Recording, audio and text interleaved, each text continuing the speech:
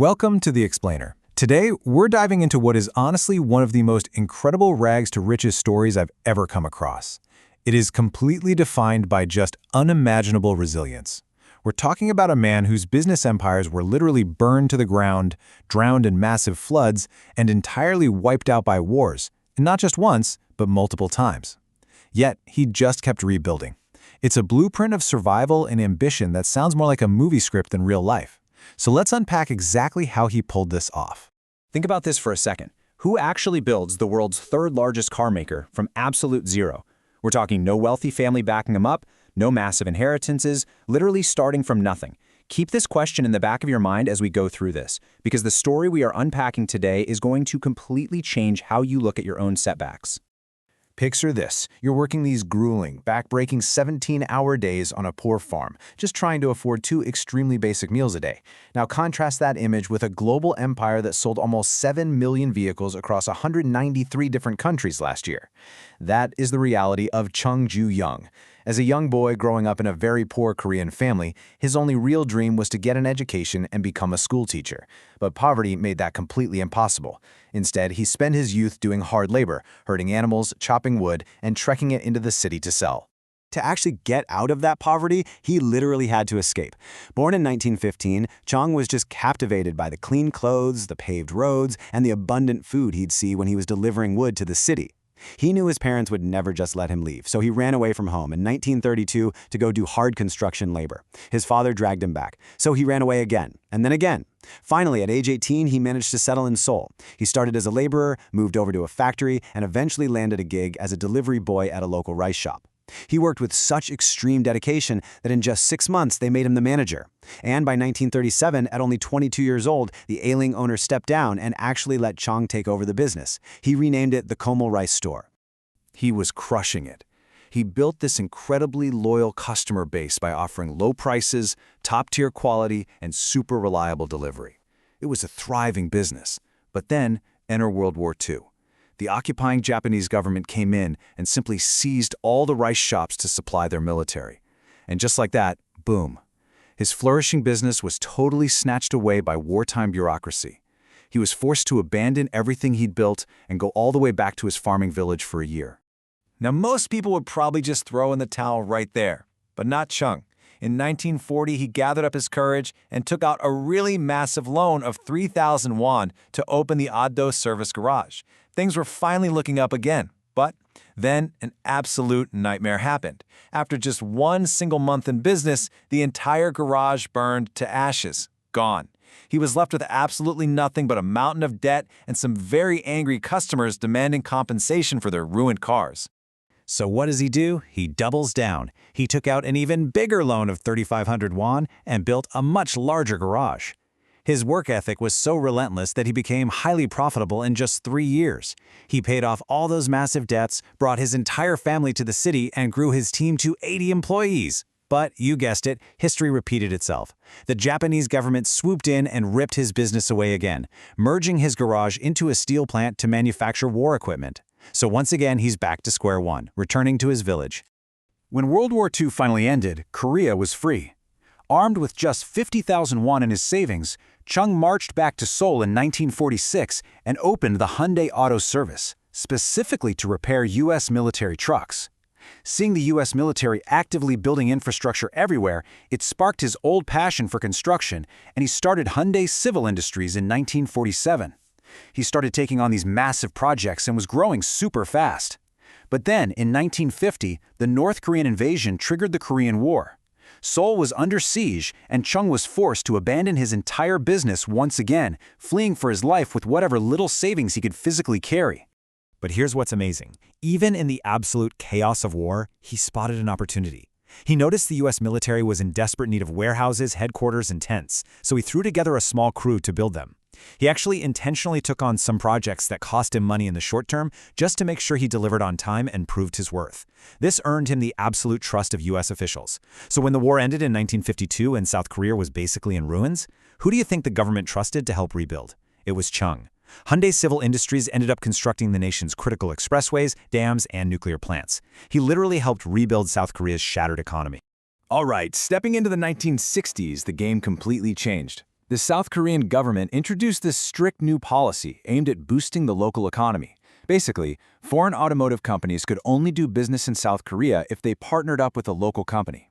Chung saw this massive opening, so in 1967, he officially launched the Hyundai Motor Company, making this incredibly bold leap from simply repairing cars to actually manufacturing them. 6. That is the exact number of months it took Chung to build the massive Ulsan assembly plant in 1968 in partnership with Ford. Just 6 months.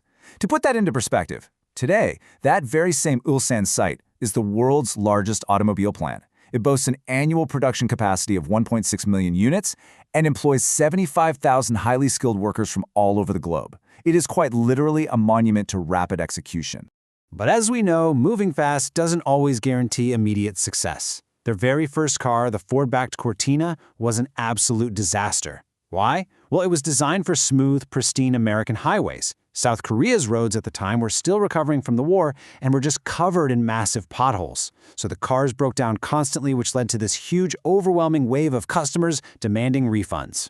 It's a classic lesson. What works perfectly in one market can completely fail in another. And as if the failing product wasn't enough of a headache, 1969 brought a totally devastating natural disaster.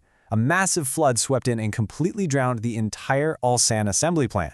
All of those newly built cars were literally sitting underwater.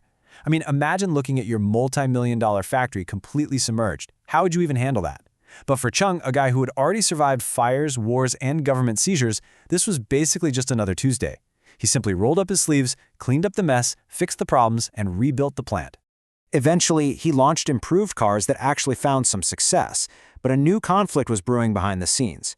Ford really didn't like that Hyundai was trying to build its own brand name in South Korea, feeling like it was overshadowing Ford's identity.